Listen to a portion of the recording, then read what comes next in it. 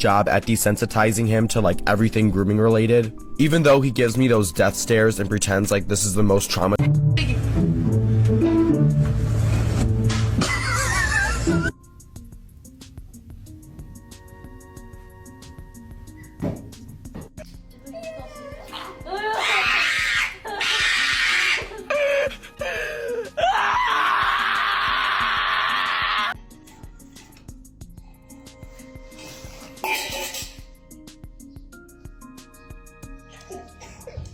Oh no!